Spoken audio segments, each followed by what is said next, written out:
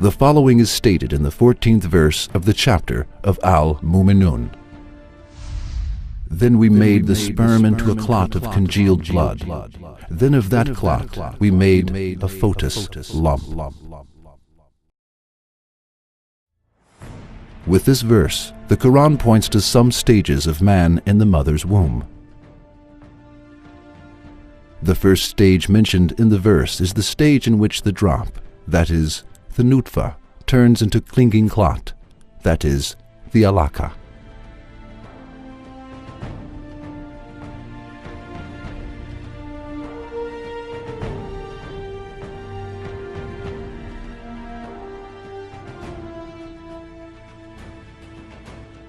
The second stage is the stage in which the clinging clot, that is, the alaka, turns into a lump of chewed meat.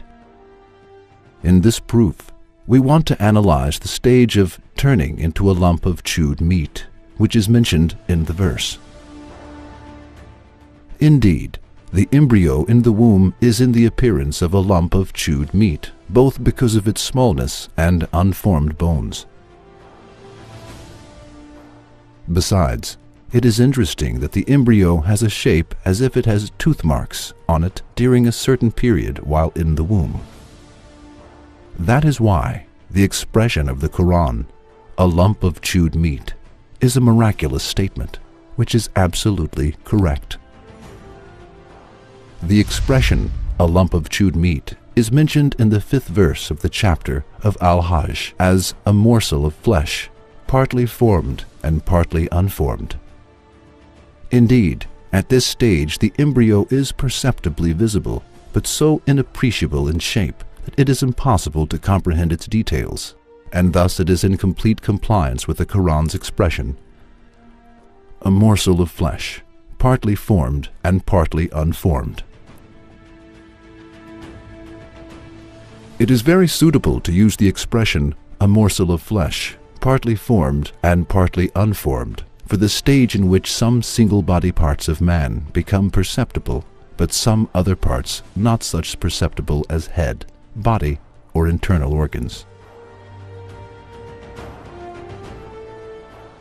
Professor Dr. Keith L. Moore says the following about the stage which is mentioned as a lump of chewed meat in the Qur'an. We learned what the aforementioned verses mean in astonishment when we examined the embryo of this stage. For there becomes a string of beads appearance on the embryo on and around the 28th day, and they identically look like tooth marks in appearance.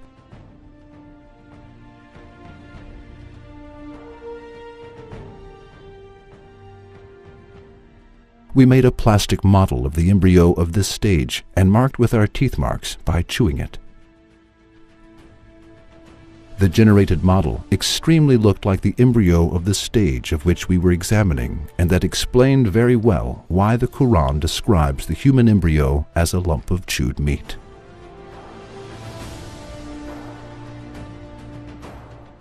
Now, let us analyze the result that stems from this proof and find the following answer.